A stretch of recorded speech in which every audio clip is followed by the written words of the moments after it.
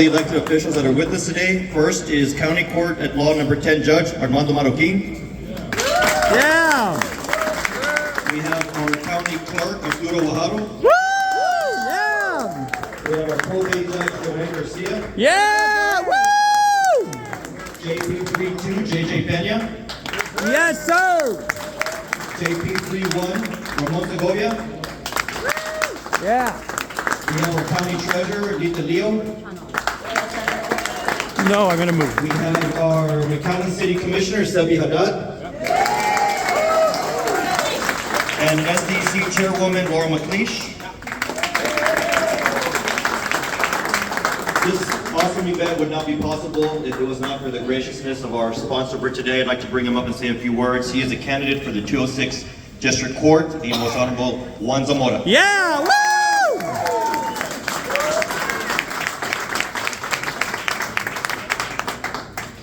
Good afternoon. Can you hear me? Yes. So, we're here after 4 months on the campaign trail, and it's been an amazing ride. And part of it, the most important thing that I've seen in this is people, I've met people that I don't think I would have ever met. And let me tell you this about Hidalgo County. There are some really cool, some unique people that make this happen. And especially in this room, for the Democratic Party, when we see everything that's going on in our community, in our country, it's good to see that there's people here that are willing to engage and not take this laying down. So for me, this is a lifelong dream. I served in the Marine Corps, God, way too long to remember. Probably 2000 is when I got out. And you get out of there with a sense of service, right? You do it because you want to serve your country, you want to serve your community, and you want to better yourself. But you don't get to see the change that service does. I was an infantryman, I was a corporal, so needless to say, I was cannon fodder, so you don't really get to see the impact that you make. So we graduate, we go to law school, and we start practicing, and I spent the next 18 years practicing in Hidalgo County. Whether it's federal cases, civil cases, criminal, family, did a little bit of everything. And the reason we wanted to run it is I've always wanted to serve, and I think being able to be on the bench, if God allows us that, right? Allows us the opportunity to win your support and win the community support and get elected. I think that's the perfect place to serve because you get to see the impact of your decisions, not only in your community, but in people's everyday lives. With that said, I think whoever thinks that the Democratic Party is down and out is sorely mistaken. That's right. Woo! Yeah! And it's good to have you all here. Enjoy the drinks, enjoy the food, and I think without much further ado, Mr. Kendall. Kendall, we don't want to waste time, man. It's hot in here. You just do your, it got hot in here all of a sudden. Kendall Scudder, everybody. Let's go! Hey, how are you? Go, Chairman! Oh my gosh. Y'all really showed up and showed out. I have to tell you, this is very impressive. Thank you for such a kind reception today. I'm so grateful. It's just the honor of my life to have the opportunity to serve in this position. I've given my entire life to this party, and this is just peak my life right now. And it's really tough and it's a really hard thing to do every day, but I'm just so grateful to have had the opportunity. A kid like me doesn't get an opportunity like this very often. I grew up on a Purple Hole pea farm in East Texas with lesbian mamas, which is how you know that I know how to fight. When I was about 12 years old, Republicans were writing bills to take kids like me out of our homes and put us in foster care, so I started knocking on doors. And so for the last 23 years, I've served on every level of leadership in our party, from being a precinct chair. We got precinct chairs. Yeah! Woo! Yeah! Being a county chair. We got the county chairs in the house. Serving on the State Democratic Executive Committee. We got the SDC members in the house. I also served as the elected director of the appraisal district in Dallas County. We got the electeds in the house. Yep. I've had a bit of a reputation in Northeast Texas for taking on really tough fights. In 2018, I ran for the state senate in the most conservative district in the state of Texas, House District or State Senate District 2, a district that Hillary Clinton didn't even get 21% of the vote in. And election night, I got 43. And the way I did it is by what we're about to do here at the Texas Democratic Party. Now, what I'm about to say is going to sound like I'm piling on a little bit, but I promise I have a point to it, so just bear with me. I know everybody's been working really hard, but raise your hand in this room if you think that our messaging in the last election was on point. Not at all. Right. Absolutely. When I was a little kid in East Texas, and I went to my mama, who had me as a teenager, she didn't vote, that's for sure. I asked her, I heard all this Democrat-Republican stuff on the news. I said, what's a Democrat, what's a Republican? I don't know what that is. Very succinctly, she said to me, well, a Democrat fights for the little people, and the Republicans fight for big corporations and rich folks. We're Democrats.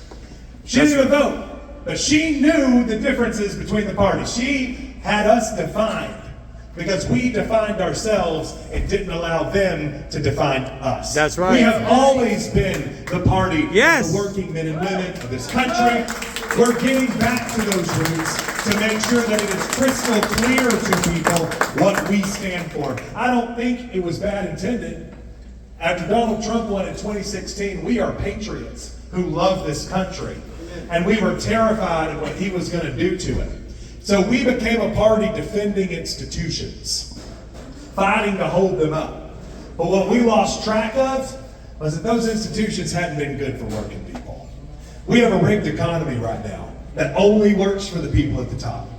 Billionaires in the White House are gouging working people of every social safety net that was set up to help them, while gobbling every penny up for themselves. Their greed knows absolutely no bounds. Shame. The working men and women of this country deserve more than just one seat at this table. Hell yeah. We deserve every seat at the table. This is our country, not the billionaires. The Democratic Party is the party fighting to get the boots of billionaires off of our necks and to make sure that we get a fighting chance, that our kids get access to high-quality public schools. Schools like the ones I was able to go to. My granddaddy was born alone in a room with no one there but his mama, into a wash bucket, on a farm that had no electricity until Franklin Roosevelt gave it to us.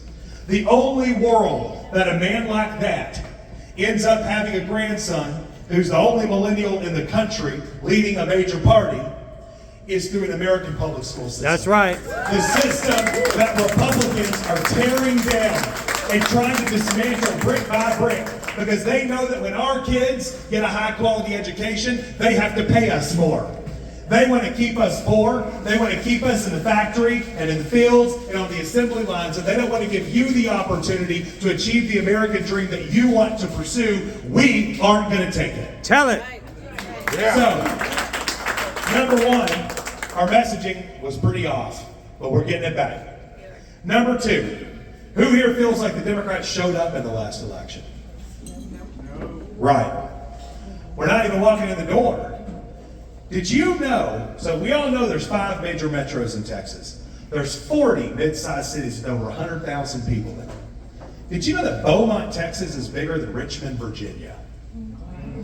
That Laredo, Texas is twice that size. That Amarillo's twice that size. How do we think we're going to win elections when we're not going into population centers, let alone rural communities?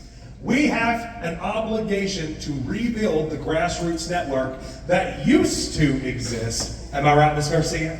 Back in the day. And I think back to the 82 coordinated campaign with folks like Ann Richards, Mark White, and Boyd Benson.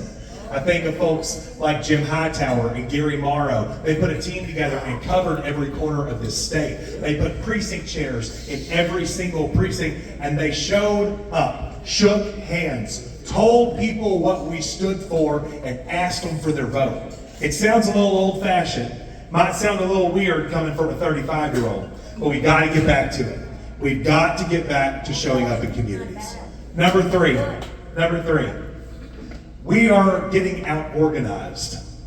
There's 9,000 precincts in the state of Texas. If you've already heard me say this, you don't get to guess. But if you haven't heard me say this, How many do you think have precinct chairs? 20%. So a little better than you're thinking. 4,500. So half of precinct chairs in the state of Texas are vacant. Take the state of Texas, draw a line in the center of it. Half of it has no one going door to door turning people out to vote. There's 254 counties in the state of Texas. 55 of them have no county chair. No county chair. But they will. We're working on it. That's 20% of counties in Texas don't even have a Democratic Party. So we're not talking about what's important to folks. We're not showing up in their communities. We're not organizing the way we need to be organizing. And my last point is we're not showing up where they're consuming the news. Did you know the Texas Democratic Party doesn't have a Spanish language comms department? Do you know the DNC doesn't have a Spanish language comms department? Not only that, we're so risk adverse. We're always staying on a script and showing up on the shows that we know are going to be friendly to us. What are we afraid of? We're right. There's nothing for us to be worried about. So I've been on a media crusade since I got elected. Maybe you've seen some of it. Yes, we have. I've been showing up in mainstream media. I've been showing up on podcasts. I've been showing up on right-wing media. And I've been thrown off my fair share of those shows in the last 60 days. I wear it as a badge of honor. I want to tell you about one that I went on about 3 weeks ago. It was a radio show. And he said, Chairman Scudder, I've had this show for 10 years. And not once has a Democrat accepted my invitation to come on the show until today. And what that means is that for 10 years, every person watching that show has never heard what our point of view was. So whose fault is it that we're losing? Ours. That's right. It is not the fault of the person who voted for Donald Trump. It is not the fault of the person who stayed home. We have to take ownership of our misgivings if we want to move forward. And so what we need to do, and the tone that we need to strike moving forward, is that we're trying to figure out what we can do to make it right. Because there were 1.1 million Democrats who voted in 2020, and they chose to stay home in 2024. We're not going to argue with them or tell them that we're wrong. We're going to ask them what we could have done to be worth showing up for to vote. Because we are not taking voters for granted. We're here to earn them. And when you grow up in a farm, you learn to work for everything you've ever had. I think there's a lot of people in South Texas who can relate to that. And we've got to get back to that as a party. So, why did I tell you all of those things? It was not to pile on. It was not to pile on to the fact that we haven't been bringing the message. We haven't been showing up. We haven't been organizing. We haven't been meeting people where they're doing their media. The reason I said that, and the reason that I came to Hidalgo County today, was to tell you that even though all those things happen, the trend line in Texas has been moving in the right direction. We moved backwards last election. It happens. But the trend line's moving the right way. And it's not because of the party. It's because of you. And you deserve to have your state chairman show up and thank you for all the hard work that you've been putting in. Thank you for the tireless days knocking on doors. Thank you for the phone calls you made. Sometimes it's hard to get out of bed and keep doing it, but we know what we're fighting for. We're going to keep going. Thank you for all that work. The cavalry's here. And we're here to rebuild and rethink the way that the Texas Democratic Party operates. We're going to start doing the things we have to do right. Because we try to be all things to all people and let everybody down. There's some things that the party uniquely does. That's running all of our data systems, running the primary administration and the voter file. We're a compliance mechanism. That's not sexy, so I won't get into that with y'all unless you really want to. And also, we're a comms apparatus that's supposed to be doing the message testing for the state. We haven't been doing it. Once we get those things right, we can start expanding beyond it, but we've got to rebuild this party and rebuild trust. And I wanted to let you know that I'm grateful to you, and I'm here to do that for you. Yeah. With all of that being said, I want to kind of open up the floor. The reason I show up is to kind of hear from you and your community what I can do, what you disagree with, what you like. I'm a Democrat from East Texas. You can't hurt my feelings. They called me a lot of names. But I only have time for a couple questions because it's a little hot in here and I don't think everybody wants to stay in here forever. But I certainly want to answer some things you got. So what do we got, y'all? Yes, ma'am. Yes, I am a university professor, but right now I'm speaking as a private citizen. I am very concerned with the fact that the state government does not seem to understand that, one, universities are not high schools. We do not teach them to socialize them, we teach them to become the leaders of our country. Two, making noises about how we work as an instrument of education and science is not indicated for the future of this country. I keep making a country, if you want to, you can make it a state. We need to invest. Now, the federal government doesn't want to invest in education and sciences, and the military can't do it anymore because that's one of the places everybody cuts. But what about convincing the state that we need to grow more than just business infrastructure? Yeah. I mean, absolutely, that's great. And I want to warn you, because I may get a lot of questions pertaining to public policy. Just to set kind of expectations. As the chair of the party, I am not a legislator. My job is a political job, to put the apparatus together to start winning some elections. Now, what is important though, is that every person in the state understands exactly what you just said. That there is a full-on assault, not just about our community public schools, but also higher level education. And you know, one of the #1 indicators of how you voted in the last election was your level of education. Folks that are a part of those educational institutions understand that. What we've not conveyed well is what having an educated populace means. Whether you have a kid or not, I think that you would hope that the cashier knows math when you go into a small business. Our whole society does better when everybody does better. And when you have higher level education fully funded, it gives opportunity to people if they want it, and if they don't, that's cool too. We need to have a lot of different options for people. So you're absolutely on the money. We've got to start investing in state education systems. Also, get the DNC to listen to David Hogue more. You know, that's a funny thing. I'll just, because I'm just amongst friends, I'll tell you. This is going to be my very first DNC vote.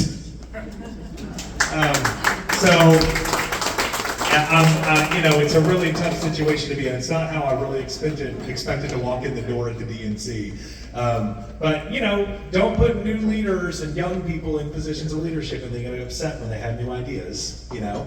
But also, I think it's important to remember that his job and my job are very, very different. I am a chief primary administrator.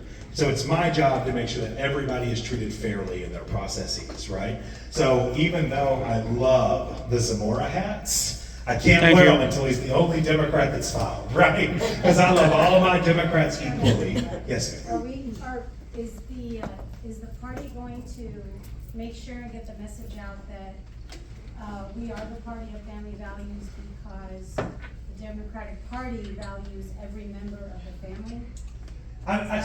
Yeah, I mean, absolutely. I have to go through and make sure we're doing appropriate message testing. I'm listening to everyone before we land on what the whole message is going to be for the next cycle. But I would be shocked if that weren't a part of it. I mean, all the programs we put together are the cornerstone of the American family. And Republicans right now are literally pulling food out of the mouths of kids. I mean, it's outrageous that you would have those people pretending like they are some family values crew when they've done nothing but run amok. You know, they also like to act like they have some monopoly on Christianity, which I think is laughable.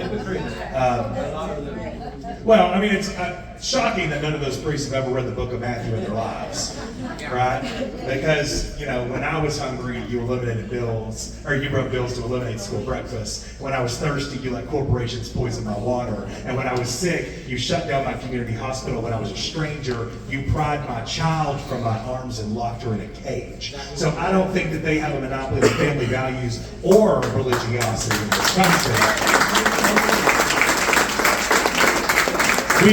But what I'll say is that we have to welcome everyone from every walk of life to our table. And as long as you're willing to respect everybody at our table, we're glad to have you there. Yes, ma'am. My name is Mar. Hi, Mar. I'm a young voter, and I was recently the president of the College of Democrats here at the University of Rio Grande Valley. Awesome. Yeah. Good to see you, Mar. I had the pleasure of working with a lot of local candidates, but also even Beto, our guy, of course. But we want to ask you the big question of what young voters just like us, what we can do to make an impact in the future, what we can do with social media, block walk, what's your message to the young voters such as all of us? Well, that's a great question. So first of all, I used to be the president of the College Democrats at Sam Houston State University. So thank you for being a College Democrat president. What can young people do to help? I'm going to expand your question to what everybody can do to help. I know that you're wanting to kind of specialize in it, but I do think what's important is to remember that everybody in this room has different talents. We're all on a team, moving in the same direction, trying to win elections. And I don't think we've set that tone very well, that we're working together. Democrats like to treat each other in ways that you don't treat team members, right? Coaches don't walk into the press junket and blame the running backs when you lose a race.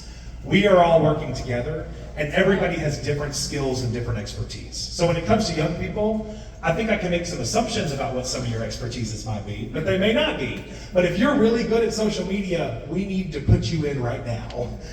We need to build micro-influencers in every corner of the state. And if there's things that we can do to be helpful there, it would be great. That content creation piece is important, and especially as we move to new mediums like TikTok. You know, my generation's, my older sister was the Facebook generation. I was the Instagram generation. Y'all are the TikTok generation, and so I doom scroll a lot, but I can't make a TikTok. It takes me too much time. And so I need your help, if you're willing to enlist in and create little teams to help make stuff for the party, or for yourself, whatever people are willing to do. But I'm gonna call it straight, and just be honest with you, party's not in great financial shape. I have raised a record amount of money in the last 60 days, and I still feel like we haven't quite put a dent in it. But the chains are running from my pickup to the party, and now I just have to pull it out of the ditch and get it back on the road so it can get rolling again. So right now what I'm needing is volunteers of all stripes to be able to tap in. I'll add one more thing that I want to say to the non-young people in the room about young people. I started doing this when I was 12, and I stuck with it, but a lot of my friends didn't. And one reason that they didn't is because every time that we walked into a room, we were given grunt work. And we were happy to do it from time to time. But every single time a young person walks in the room, that doesn't mean that they have to carry the burden of every single grunt task that you have. They're also here to have fun. And they're also here to build community. And it's important that we're using them for their talents as well as for their good backs. So,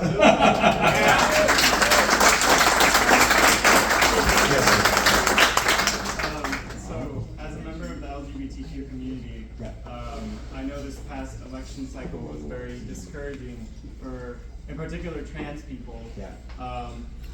The Republican Party has been completely doubling down on anti-trans messaging, and here in Texas, the state of trans healthcare is dire. So what is the Democratic Party going to do to engage, because also a lot of us are very discouraged to vote because we feel very unseen by the Democratic Party. We feel kind of just like a background character to the whole, everything that's going on in the forefront.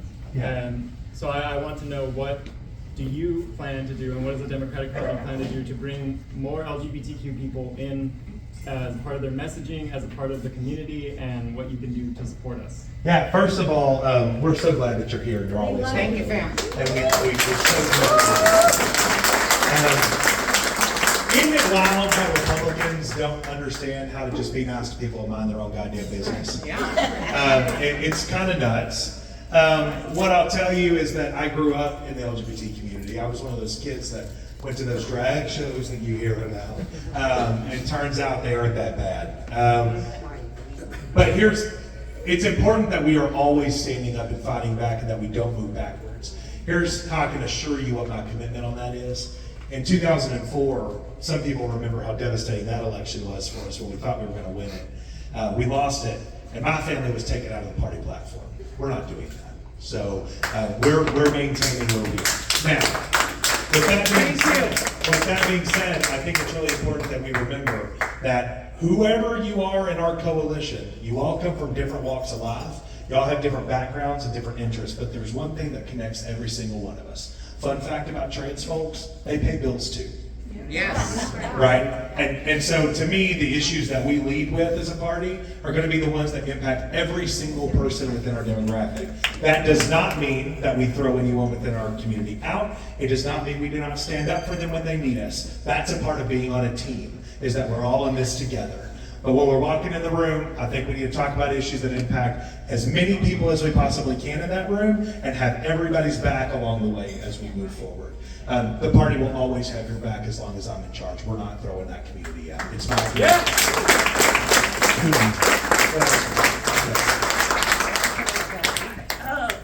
Wow, I didn't think I was gonna get to talk. So, hi, I'm Vivi. Hi, Vivi.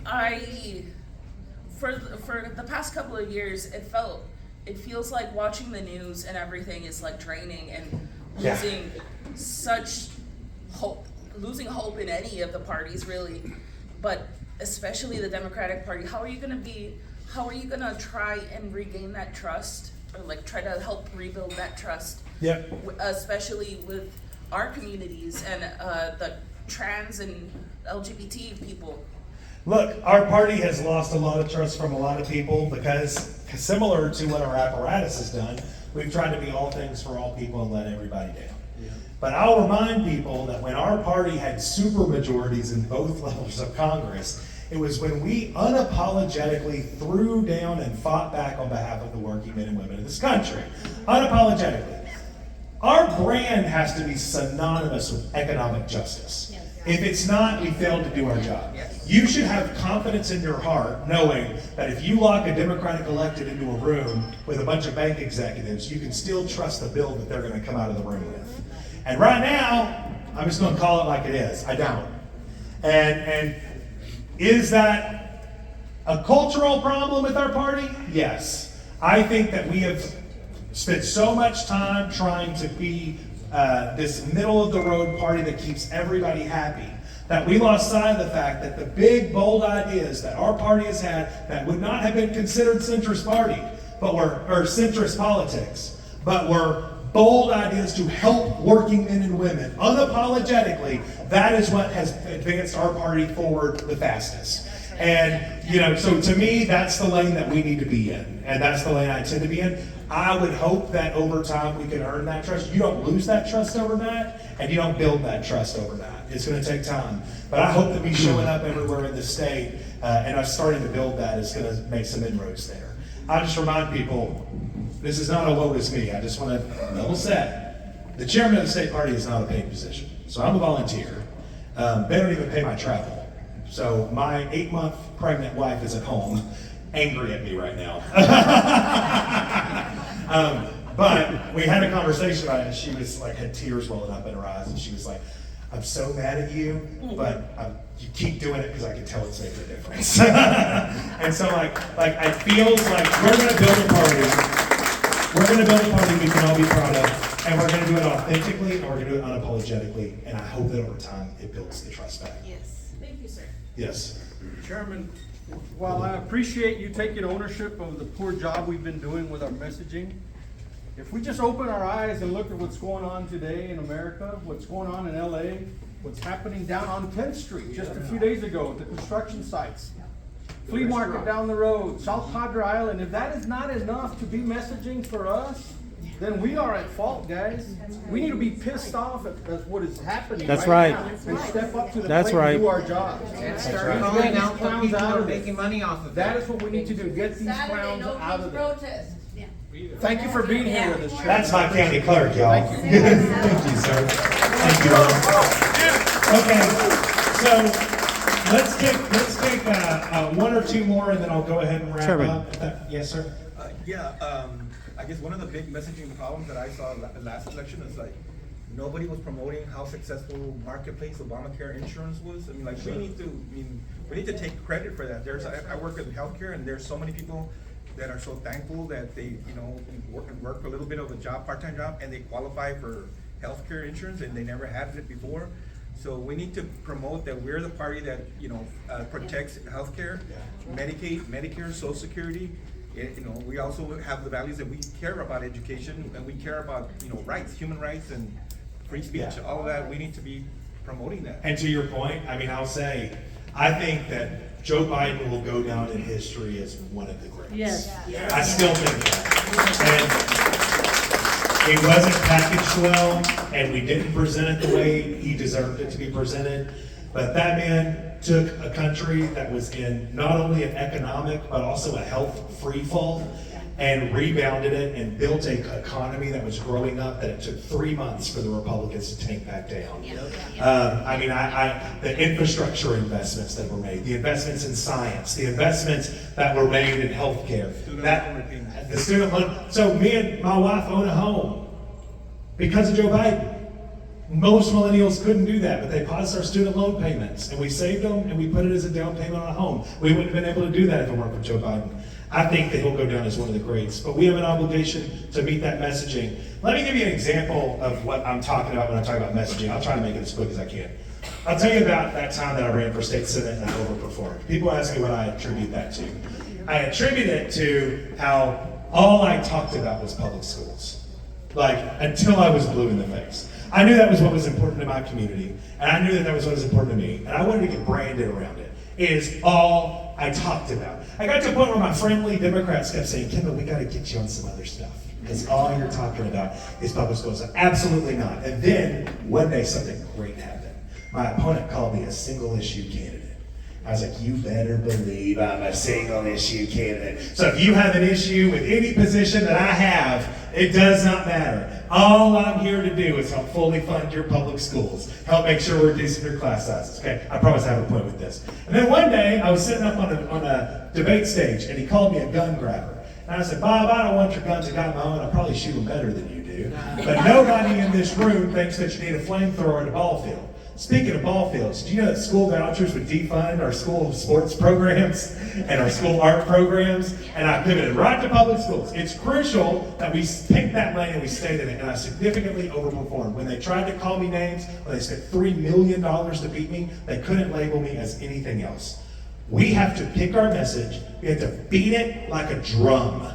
And everyone's going to be annoyed at saying the same thing over and over again. But I'm here to tell you that the Democratic Party is the party for the working men and women of this country. The Republican Party is the party for the billionaires and the corporations who have their boots in our neck, who are always trying to get one over on us. And when you elect a Democrat, you know that you have someone sitting at the table fighting for people like us. That is the way that we're going to be talking about our party every single day to make sure that people understand who we are, not who Republicans think we are.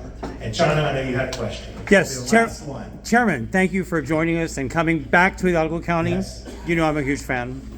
And I wanted to ask you, what is our strategy for voter registration? Because we can't just depend on Beto O'Rourke to go around the state registering voters.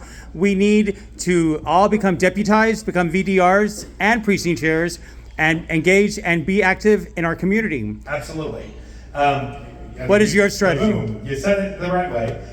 We have a fun program we're going to roll out that I don't want to pop the bubble on. So, but what I will say is that we are a party that's really good at registering voters. Yeah. We're really bad at turning them out. Right. So what I would say is that any VDRs in the house? Yes. Right. So we're familiar with how to get that done. We understand how important it is. To VDRs, I would say in any voter registration plan that you put together, there needs to be a turnout plan attached with that. We are one of the lowest turnout states in the country, and that is partially because of how good we are at registering voters. And so any voter registration plan we do needs to be lumped with a turnout plan to make sure we're actually winning elections, not just feeling good when we go to bed at night. In Westlaco, in my precinct that I've been a proud chairperson for 43 years, we not only register them to vote, if they're elderly, if they're senior citizens, we go ahead and make appointments for early vote. And awesome. When can I come pick you up? That's amazing. Because they're going to steal our votes. Like we say. You're hired. You write the plan. That's great. Thank you. That's wonderful. Okay, so I'm going to wrap up because I know you're hot and you're tired of listening to me. Before I go, I have a couple of things that I need from you in order to be successful. Money. I'm incredibly grateful, always. You don't have a politician having a microphone unless they're begging for that. I'm so grateful of everything that you've always done. But when people say, give me a call to action, let me know what I can do to be helpful, here's what I'm doing. Number one, And I promise I'm not just tailoring it to the room I'm sitting in right now. I say these four in every room I'm sitting in. Number one, I need you to be nice to each other. I need you to get along. We are on a team, moving in the same direction. That's right. Trying to win elections. That's right. All guns are pointed outside of the building. If you find a Democrat who is 50% good and 50% bad, we're focusing on 50% good because that's what people on teams do. We have not been setting that tone as an organization, that we're all in this together. This is really hard, what we do as volunteers. Okay? Yes. Not only is it hard, it's hard to just watch the news. Every one of us feel like we're getting the shit kicked out of us every single day. It's tough. And if you see somebody that's doing something that you don't like, the correct answer is not to go to them and say, "How dare you?" That's not how you treat team members. It's to go up to them and say, "Hey, looks like you're struggling a little bit. What can I do to be helpful?" That's how team members treat each other. We've not set that tone. That's the new tone at the party. If we are going to ever win elections, it's about addition, not subtraction. Tell we it. have to be moving in the same direction. We also cannot raise money for parties who are not moving in the same direction. It is crucial. That's number one. Number two, I need you to help me recruit precinct chairs. I said this earlier, that there are 4,500 vacancies in the state of Texas. I don't know how many vacancies are here in Hidalgo County, but what I will say is I need them full. In order for us to put together a working class grassroots movement in every corner of this state, the high priority is to fill those spots and to train them to make sure they know what they're supposed to be doing. A lot of precinct chairs, their onboarding is, "Hey, congrats on being a precinct chair." And we've got to get to a point where they know what a precinct chair does, what the expectation is, what resources are available to them, which we have some new fun ones that are about to be coming out. We're about to put quarterly onboarding in so everybody can get put into what it is. And set the company culture that we're all on a team together, moving in the same direction. No more fiefdoms, no more silos. I need you to fill your precinct chair spots, number two. Number three that I have is I have got to rebuild the grassroots fundraising apparatus in this party. And I'm sorry to talk to you about money, but we've got a level set on this discussion. 6 million people voted for Joe Biden. 5 million people voted for Kamala Harris. How many people do you think give monthly to the Texas Democratic Party? 2%. 2%? That would be a lot. That's 120,000. What are the numbers? I'm not moving on till you start shouting some numbers at me. 0.5%. Okay. 50,000. The correct answer is 2,000. What? Uh-huh. People have lost trust in our party, and they've taken their dollars with them. And so what that means is that I have to employ data scientists to run your voter file. I have to employ attorneys to run your voter protection program. I have to run a digital program, a comms program. I've got to raise for message testing. I've got to figure out a way to put a coordinated campaign together and a convention together. I can't do that when I only have 2,000 people in the state of Texas giving monthly to the party. I just can't. It's tough. I've raised over $500,000 in 60 days. I'm not lazy. I'm working my ass off. And if you think it's worth buying me a beer, I hope you consider $5 a month. If it were 2%, if 2% of people who vote for Joe Biden, just 2%, gave $10 a month to the state Democratic Party, I'd be bringing in $1.2 million a month. It would times our cyclical budget by 6. And then I'm handing money to Hidalgo County and Starr County and Zapata County who desperately need it. They don't have resources to raise from there. But I can't. So this is a bit of a beg here. I know you may not have confidence in us yet. I hope I can earn it, and I hope that you see me working hard to try to get this accomplished. I'm going to be responsible with your dollars. But number 3 is I got to get my grassroots donors back. Okay. Here's number 4. Number 4 is while we're watching Republicans run all these ads, spread misinformation, and lying to people in this community about what a Democrat is, I need you to be proud to be a Democrat. Yes, sir. I need you to tell your neighbors and your friends that you are proud to be a Democrat. When I think of the things that the Democratic Party has, or when I think of the good things that have happened in this country over the last 100 years, I think of things brought to you by Democrats. I think of things like the New Deal that brought electricity and clean water to communities like mine who didn't have it. When the fat cats and the energy companies said that people like us weren't worth energy and water, the Democrats stepped in to make sure that we got ours. And when they did that, they bustled the American economy. Rural people were buying light bulbs and lamps and dishwashers. It rebounded the American economy, and it saved the world during World War II. Democrats did that, and Republicans fought us every step of the way. I think of things like the Great Society that reduced poverty in this country by 75%. Medicare, Medicaid, Social Security, the Civil Rights Act, big, bold ideas that transformed life for working men and women in this country. Democrats brought us that. Democrats put a man on the moon when everyone said it was absolutely impossible to do. We believed in it, we invested in it, and we made that happen. And Democrats were the last party in this country to put forward a balanced budget. Fun fact. But let me tell you something about those items I told you. Those weren't just brought to you by Democrats. They were brought to you by Texas Democrats. Sam Rayburn brought you the New Deal. Lyndon Johnson brought you the Great Society. Houston scientists put a man on the moon. Lloyd Bentsen balanced the budget. When Texas Democrats have our shit together, we do great things for this country. But when we lose it, the Democratic Party loses their big, bold visions. Since we've started losing in Texas, name me a big, bold idea brought to you by the Democratic Party. They are counting on us. The whole country is counting on this room to get it right. The working men and women of this country are counting on us. The whole world desperately needs us in Texas to get this right, to meet this moment. You meet this moment by operating like we are on a team, moving in the same direction to win some fucking elections. Because we're sick and tired of losing. And I'm sick and tired of watching people struggle and suffer because we can't get it together. It's time for us to meet this moment. And I know that you are ready for that in Hidalgo County. And I feel so good. And I cannot wait to see the party that we all build together. Democrats built Texas. I think Democrats are going to fix Texas. Thank y'all for coming here.